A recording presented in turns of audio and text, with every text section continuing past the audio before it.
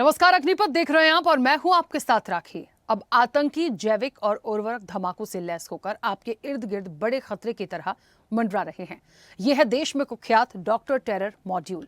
इसी महीने गुजरात एटीएस की गिरफ्त में आए डॉक्टर अहमद मोइनुद्दीन सैयद का साइनाइड से भी 1000 गुना घातक जैविक हथियार रिसिन से नरसंहार की तैयारी हो या फरीदाबाद की अल फलाह यूनिवर्सिटी से निकले फर्टिलाइजर के कंपोजिशन से शक्तिशाली बम धमाका हो, आतंक का नया मॉड्यूल बड़ी चुनौती बनता जा रहा है। दिल्ली ब्लास्ट की जांच जैसे जैसे आगे बढ़ रही है वैसे वैसे हर दिन नए खुलासे हो रहे हैं। अब दिल्ली ब्लास्ट मामले में सुरक्षा एजेंसियों को बड़ा सुराग मिला है।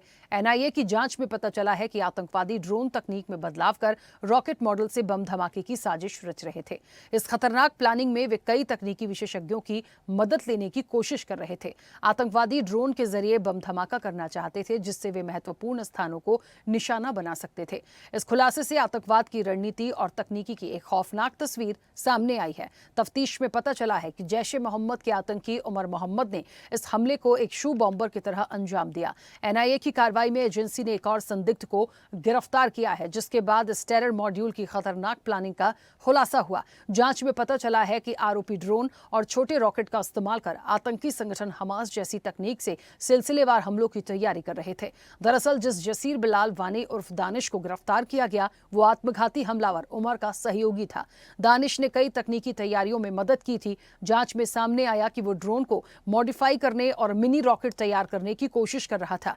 ये तैयारी कार ब्लास्ट से पहले की जा रही थी। सूत्रों की माने तो दानिश ड्रोन में कैमरा और हाई पावर बैटरी लगाने, उन्हें विस्फोटक ले जाने लायक मॉडिफाई करने, छोटे लेकिन शक्तिशाली रॉकेट तैयार करने जैसे कार्यों में शामिल था। योजना ये थी कि इन ड्रोन में बम लगाकर उन्हें भीड़ भाड़ वाले क्षेत्रों में गिराया जाए ताकि कम समय में बड़े पैमाने पर नुकसान पहुंचाया जा सके। लेकिन दिल्ली में हुए कार धमाके ने पूरे मॉड्यूल का भांडाफोड़ कर दिया। अगर ये मॉड्यूल सफल होता तो राजधानी में ड्रोन आधारित हमलों की श्रृंखला अंजाम दी जा सकती थी, जिससे भारी जनहानि की आशंका थी। आपको बता दें कि इस तरह की तकनीक हमास और आईएस जैसे समूहों द्वारा मध्य पूर्व के युद्ध क्षेत्रों सीरिया, इराक, इजराइल और अफगानिस्तान में इस्तेमाल की गई शैली से मिलती जुलती है। ऐसे में भारत में इस तरह के मॉड्यूल को अब चेतावनी और चुनौती के तौर पर देखा जा सकता है, जिससे निपटने के लिए अब और भी ज्यादा तकनीक की जरूरत रहने वाली है। इसी पर आज हम विस्तार से भी चर्चा करेंगे। तमाम मेहमान हमारे साथ जुड़ेंगे, लेकिन उससे पहले आपको बता दें कि ड्रोन मिनी रॉकेट से हमले की जो तैयारी थी, या ये कह लीजिए कि आतंक का और आतंकी हमलों का ये जो नया मॉड्यूल है, ये वाकई कितना घातक है और इसके लिए कितना ज्यादा कंसर्न होने की जरूरत है, ये बहुत बड़ी चुनौती जैसा है। इसी पर हम चर्चा को आगे बढ़ाएंगे। तमाम मेहमान हमारे साथ जुड़े हैं। रक्षा विशेषज्ञ हैं पीसी थपलियाल। पीसी थपलियाल जी, बहुत स्वागत चर्चा में जुड़ने के लिए। और साइबर एक्सपर्ट है रोहित जैन। रोहित जी, आपका भी बहुत स्वागत है। मैं चर्चा की शुरुआत सबसे पहले, क्योंकि एक टेक्नोलॉजी की बात हो रही है, रोहित आपसे शुरू करूंगी चर्चा की शुरुआत। मुझे सुन पा रहे हैं? जी, मुझे आवाज आ रही है। हाँ, रोहित जी, जिस तरीके से पूरा मामला आया, चाहे हम अभी हाल ही में दिल्ली ब्लास्ट की बात करें या आतंक के एक नए मॉड्यूल की जो बात हो रही है, मतलब पूरा अभी तक जितनी इंफॉर्मेशन आई है वो, और लगातार जो बातें आ रही हैं कि ड्रोन से अटैक करने की कोशिश, कुछ ऐसा प्रोसेस भी, ऐसी टेक्नोलॉजी को ला रहे हैं हम आतंकी हमलों के लिए कि बहुत ज्यादा उससे लोग प्रभावित हो सकें। ये कितना बड़ा चुनौती से भरा हुआ है, और ये एक ऐसा मॉड्यूल है जिससे निपटने के लिए बहुत अलग स्तर पर तैयारी और रणनीति बनाने की जरूरत है। कैसे देखते हैं और क्या करना चाहिए? देखिए, बिल्कुल जैसा कि हम सभी जानते हैं कि एक विश्व जो है वो अब एक साइबर वॉर की तरफ आगे बढ़ रहा है। जैसे कि हम कहें कि कोरोना को मेडिकल वॉर या बायो वॉर नाम दिया गया था, इसी प्रकार अब जो विश्व है वो साइबर वॉर की तरफ आगे बढ़ रहा है। और हम जो देख रहे हैं वर्तमान में ड्रोन या अन्य जो तकनीक जो अब नई नई आती जा रही है, जो साइबर के माध्यम से या कहें ऑनलाइन के माध्यम से या इंटरनेट के माध्यम से लोगों को हानि पहुंचाने का काम कर रही है, तो ये आने वाले भविष्य में बहुत बड़ा खतरा हमारे लिए साबित होंगी। चाहे हम ड्रोन की बात करें, मिनी रॉकेट की बात करें या आदि सारी जो चीजें हैं, क्योंकि ये जो पहले क्या होता था, पहले ह्यूमन हम कहें कि जो रिसोर्सेज है, या हम कहें कि जब हमारे सैनिक है, जो भी जिस भी देश के से आज जो हमले हो रहे हैं या आतंकी घटनाएं हो रही हैं, या हम कहें कि आपस में जो वॉर हो रहे हैं, तब लोग जो हैं, हम कह रहे हैं ह्यूमन बॉम्ब जैसे एक समय पे बहुत ट्रेंड में था। अभी जो घटना हुई उसके माध्यम से ह्यूमन बॉम्ब की बात आई। अब लेकिन जो बात आ रही है कि जो ड्रोन से जो हमले होना है, या जो अलग हम कहें कि इंटरनेट के माध्यम से जो हमले होना है, उसके अंदर सबसे बड़ा खतरा ये है कि जब किसी भी देश के पास अगर इतनी समृद्धता आ जाएगी कि वो ड्रोन या जो इतने सारे जो इक्विपमेंट्स हैं उनका उपयोग करके भी हमले कर पाएंगे, तो ऐसे में ये होगा कि जो देश कम संपन्न है या जिन देशों के पास वो टेक्नोलॉजी नहीं आ पाई है, वो देशों के लिए खतरा हमेशा के लिए खड़ा हो जाएगा। और ऐसे में जब हम देख रहे हैं कि जब पूरी दुनिया, जो बड़े हमारे देश हैं, जो विश्व के सर्वोच्च देशों में जिनकी नाम आता है, वो सभी लोग इन चीजों के लिए आगे बढ़ रहे हैं। चाहे ड्रोन की बात हो या हम कहें कि अभी जो बीच में भारत और पाकिस्तान के बीच में जो कशमकश हुई, और उस कशमकश में हम देखें कि ड्रोन के हमले बहुत ज्यादा हुए। तो ड्रोन के हमलों का जो वो हम कहें कि नुकसान है, वो इतना घातक हो जाता है, क्योंकि ऐसे में जब हम देखते हैं कि जब हमारे जो सैनिक हैं या हमारी जो सुरक्षा एजेंसियां हैं, वो जब इन चीजों को कवर अप करने का प्रयास करती हैं, इतने में वो घटनाएं हो चुकी होती हैं। तो इसीलिए जो ड्रोन है या जो अन्य इंटरनेट या हम कहें कि साइबर के जो वॉर हो रहे हैं, वो होने अभी जब वर्तमान में जो इतने वॉर या इतनी जो घटनाएं हुई हैं, उनसे कहीं ज्यादा घातक होने वाली है।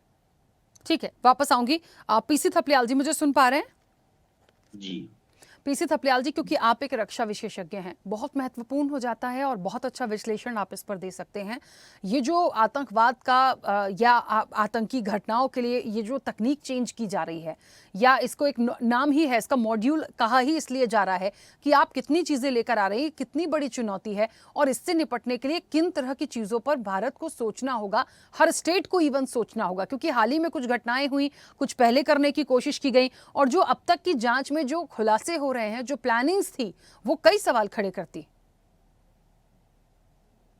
देखो, जो ये आतंकवाद है, जिसको हम बोल रहे हैं कि इस तरह की चुनौतियां भविष्य में देश फेस करेंगे, इससे पहले हम जब इतिहास के पन्ने पलटते हैं, तो जब हम त्रेता युग में जाते हैं, तो त्रेता युग में जब राक्षस थे, वो भी एक आतंकवादी ही का काम करते हुए, और जब रामचंद्र जी जब 14 वर्ष के वनवास में गए, तो उन ताकतों के खिलाफ लड़े। वहां भी ये था कि इस तरह का हमला ये लोग करते हैं, जो तांत्रिक हमला हो गया, जादुई जो होता था, आपने देखा होगा, अपने धर्म ग्रंथों में पढ़ा होगा। ऐसे ही द्वापर युग में भी हम जानते हैं कि किस तरह का ये हुआ। इवन सतयुग में किस तरह से हमारी देवी और शिव शक्ति और ये तमाम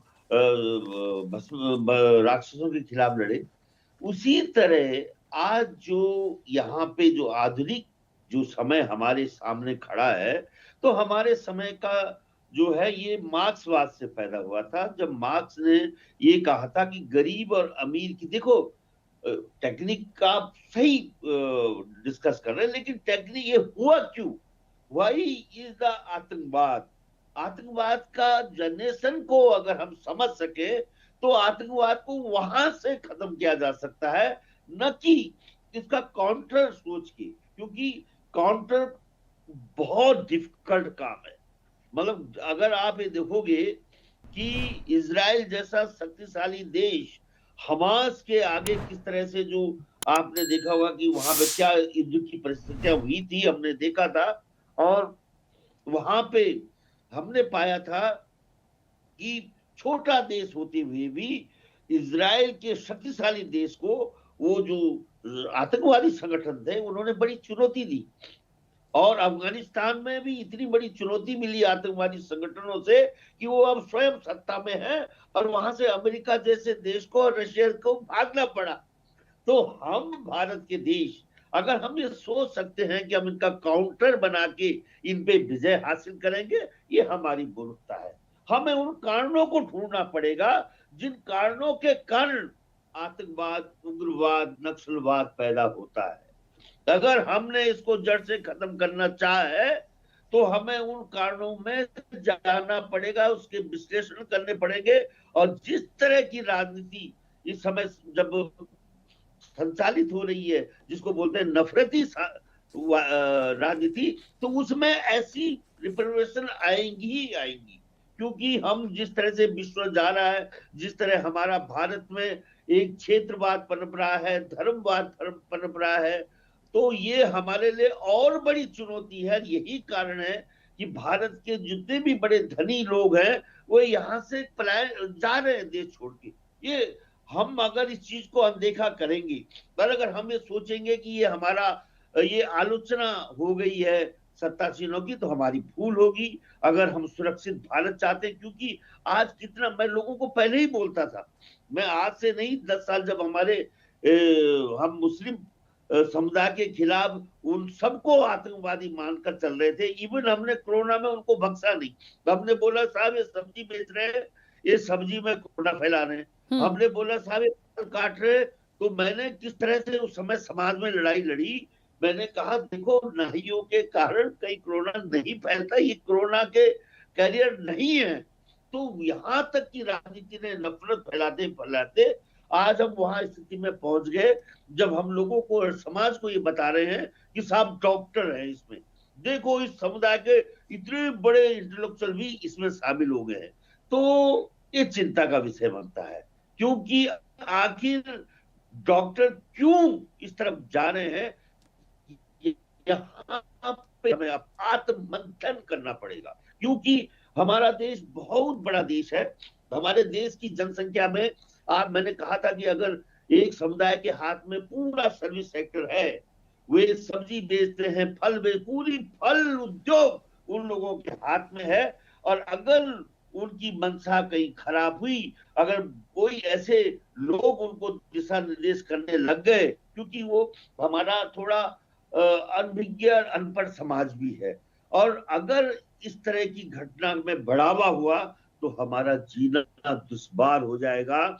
क्योंकि हमारी जो पानी की टंकियां होती है मोहल्लों में असुरक्षित हैं, हमारी सब्जियां जो आ रही हैं, हमारे सेब आ रहे हैं, क्योंकि केवल आप साइबर अटैक ही नहीं है हमारे सामने बायोलॉजिकल अटैक है, केमिकल अटैक है, बहुत बढ़िया, जिसमें कि चाइना बहुत निपुण है। और चाइना ने हमारे चारों तरफ जो देश है उनको अपने विश्वास में ले लिया है। तो हमें हल्का नहीं लेना, हमें वहां हमारी चूक हो गई, जो हम अपने पड़ोसी देशों से उनको अपने विश्वास में नहीं ले पा रहे हैं। ये कहीं ना कहीं बहुत गंभीर इशू है। हम बार बार लोगों से कहते हैं, लोग हमें ट्रोल करने लगते हैं, हमें आलोचना करने लगते हैं, लेकिन मैं कहता हूं कि भगवान के लिए, क्योंकि हमारी स्थिति हर दिन, हर महीने और हर साल बद से बदतर होती जा रही है। और ये आ गई है कि आज हमें इन चीजों पर कि क्या होगा, और जो हम देख रहे हैं वो बहुत ही कठिन दौर में मेरा देश गुजर रहा है। ये चिंता का विषय है। बिल्कुल ठीक है। रोहित जी, इस पूरे घटनाक्रम में एक चीज और देखनी पड़ेगी, ये आतंक की एक नई तस्वीर कह लें, आतंक का नया मॉड्यूल कह लें, आतंक की नई प्रोसेस तकनीक कह लें, सब कुछ भी हम कह लें, लेकिन हमें ये भी देखना पड़ेगा कि ये कनेक्शन कैसे जुड़ रहा है। इसके लिए आप यदि सामने आप नहीं मौजूद हैं, आप ऑनलाइन चीज़ों को कर रहे हैं, आप कैसे किस नाम पर चीज़ों को कैंप रख रहे हैं, आप कैसे उन चीज़ों को तैयार कर रहे हैं, किसके माध्यम से कैसे आप बातचीत करके इन सारी चीज़ों को तैयार कर रहे हैं, मतलब इतनी बड़ी इतनी लंबी प्लानिंग हो जाती है। वो तो यदि दिल्ली कार ब्लास्ट नहीं होता तो जिस हिसाब से पूरी प्लानिंग की गई थी, जो ड्रोन्स की बात आगे की जा रही है, ये बहुत बड़ा हादसा और हमला भारत के लिए हो सकता था। ना जाने कितने लोग इससे और प्रभावित होते। तो ये जो प्लानिंग हो गई, ये चीज़ें आ गई, ड्रोन्स बनाने की बात हो गई, कौन कैसी चेन है और इसको कैसे आइडेंटिफाई किया जाए, इसका एक सॉल्यूशन देखें तो क्या हो सकता है? देखिए क्या होता है, जैसे कि हम बात करें कि वर्तमान जो घटनाक्रम हुआ, अब जो हो रहा है, अब आतंकी क्या करते हैं, क्रिप्टो करेंसी का यूज करते हैं। वो लोग डिजिटल करेंसी में अपने पेमेंट्स करते हैं ताकि वो करेंसी ट्रेसेबल ना हो। इसी प्रकार वो लोग जो अपने कम्युनिकेशन के साधन ढूंढते हैं, वो कम्युनिकेशन के साधन जो होते हैं वो इनक्रिप्टेड होते हैं। इनक्रिप्टेड होने के कारण क्या होता है कि जैसा जो हमारा इंटेलिजेंस है, हमारे इंटेलिजेंस का काम क्या होता है, इंटेलिजेंस का काम ये होता है कि कोई भी अगर घटना होने वाली है या कोई घटना हो सकती है, उसकी पहले से भापना कि ये कुछ साजिश चल रही है और इस साजिश होने की आशंका लग सकती है। और उसको भापने के लिए जो पहले पैरामीटर्स हुआ करते थे, उसमें ये हुआ करता था कि जो हमारे इंटेलिजेंस की टीमें हैं, वो ऐसे लोगों पर सख्त नजर रखा करती थी, ऐसे ट्रांजैक्शंस पे नजर रखा करती थी, और अगर ऐसी कोई कम्युनिकेशन हो रही है किसी भी कम्युनिकेशन डिवाइसेस पे, तो उस पर नजर रखा करती थी। लेकिन अब क्या समस्या आ गई है, अब समस्या आ गई है कि हम लोग ऐसे इंक्रिप्टेड मोड पे चले गए हैं, जैसा कि हम कहें टेलीग्राम का जो डाटा है उससे डिटेल्स आने में बहुत प्रॉब्लम्स आती हैं। समटाइम व्हाट्सएप पे जो डिटेल्स हैं वो हमें ये पता लग पाता है कि व्हाट्सएप पे चैट किसके और किसके मध्य हुई है, लेकिन क्या चैट हुई है वो इंक्रिप्शन के होने के कारण नहीं पता पड़ पाती है।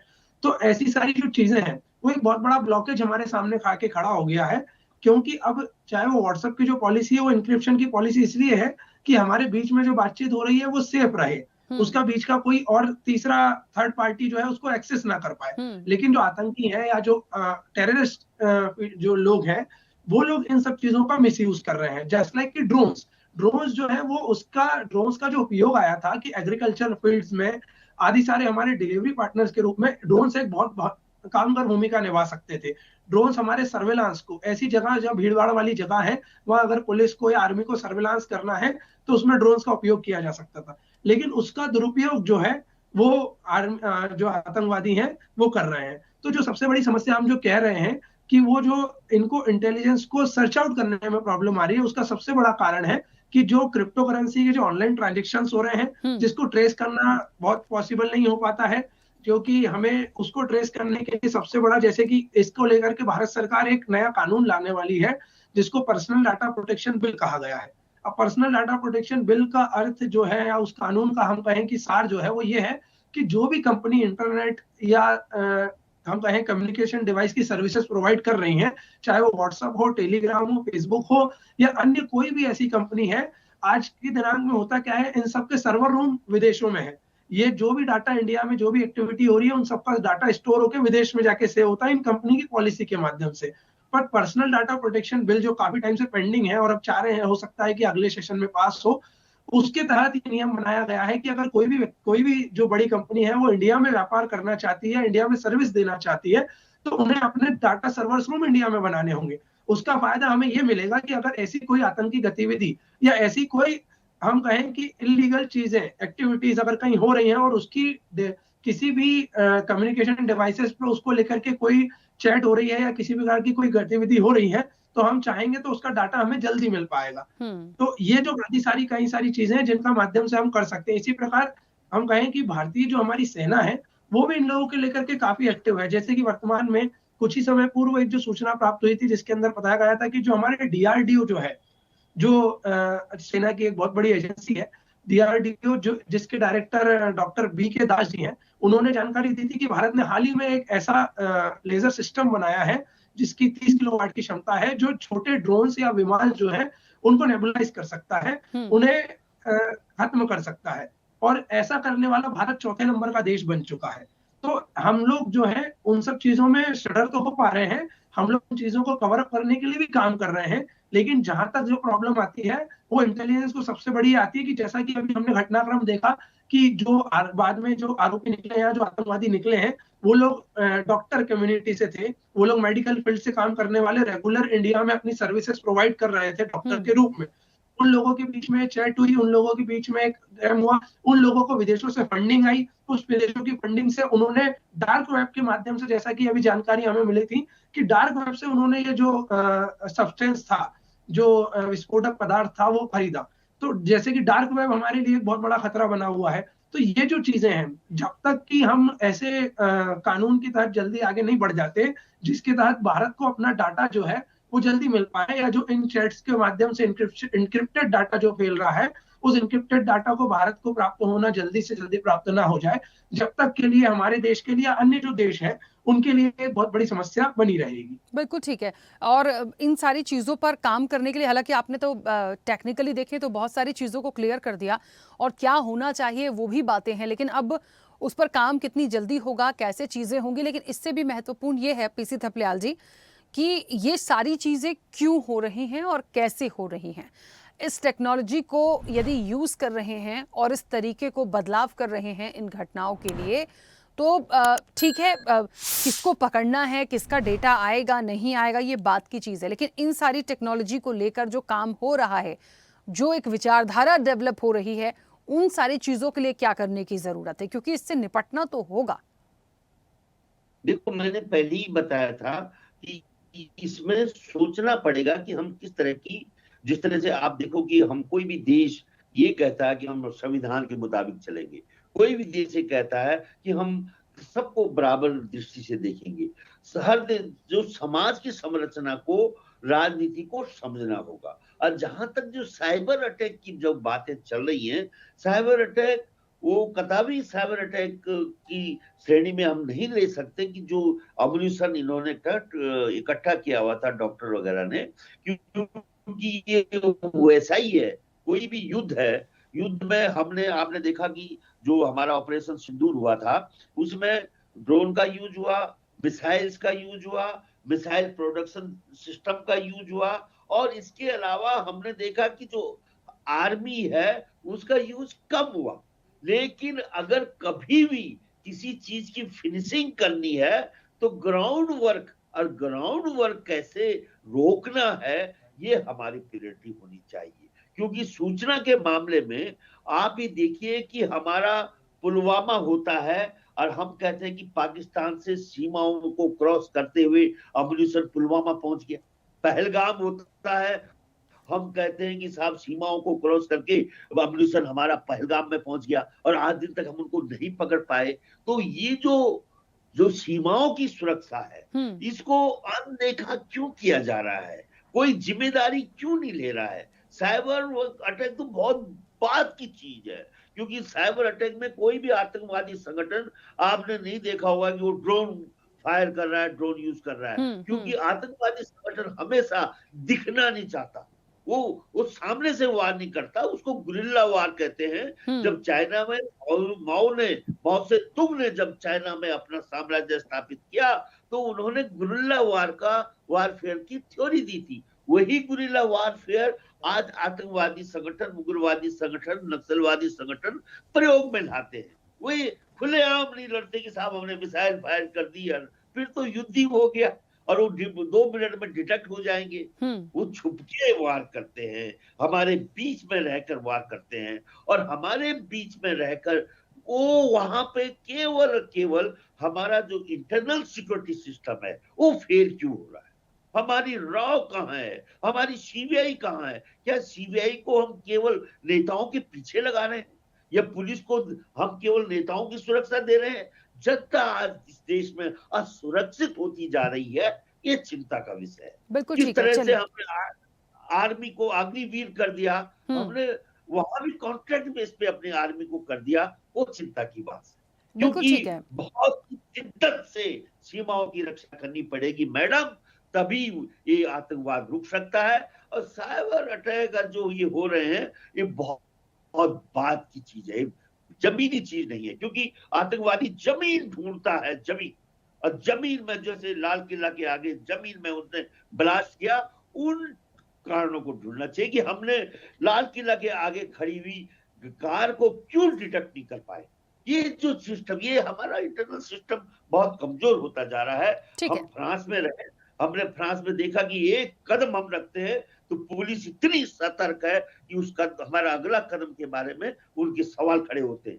तो हम बहुत कहीं उलझ गए हैं, और ये हमारी बहुत बड़ी चिंता है इस देश की कि किस तरह से वर्तमान राजनीति को हम दिशा बदलना चाहते हैं कि वो ऐसी दिशा में आए कि मेरा देश, मेरी सीमाएं, मेरा हर नागरिक सुरक्षित है। ठीक है पीसी थिपलाल जी, ठीक है। चलिए, क्योंकि समय की सीमा भी है और बहुत सारी बातें आई हैं, ज़मीनी स्तर से भी बातें आ गई, टेक्नोलॉजी की दृष्टि से भी रोहित जी ने बहुत सारी बातें बोली हैं। इन चीज़ों को कैसे रोकना है इस पर भी बात हो गई है, लेकिन अब देखना होगा कितना इस पर सरकार की तरफ से एक्शन होता है, कितना वो इस चीज़ को आइडेंटिफाई करते हैं, ये क्योंकि कहीं ना कहीं ये चुनौतियां तो बनी हुई हैं। समय हो गया, आप दोनों मेहमानों का बहुत शुक्रिया इस चर्चा में जुड़ने के लिए। तो ये बात बिल्कुल सच है, देखिए कि आतंक का जो नया मॉड्यूल है चुनौती भरपूर है, और ये चुनौती तब तक रहेगी क्योंकि बात तकनीक की तो है ही। जो नया मॉड्यूल है इसमें टेक्नोलॉजी को कहीं ना कहीं बिल्कुल सेंटर पर रखा गया है, और यदि इस माध्यम से आप आगे बढ़ रहे हैं तो फिर अगला आप ज़मीनी स्तर पर जिन सीमाओं की थपलियाल जी बात कर रहे थे वो तो सबसे दूर की बात हो गई। तो बहुत सारी बातें हैं, इन सारी चीज़ों पर आगे स्टैंड लेने की ज़रूरत है, और ये दायित्व होगा सुरक्षा एजेंसियाँ हैं, सरकार हैं, कैसे आप इन चीज़ों को आइडेंटिफाई करते हैं। हर मोड़ पर आने वाले समय में सतर्क और अलर्ट रहने की जरूरत है। चर्चा में इतना ही, बने रहिए स्वदेश न्यूज के साथ, सबसे पहले देश। ऐसे ही वीडियोस के लिए लाइक करें, शेयर करें, फॉलो करें, YouTube पर जाकर सब्सक्राइब कर बेल आइकन दबाना ना भूलें, और ताजा अपडेट्स के लिए स्वदेशलाइव.com पर जरूर जाएं।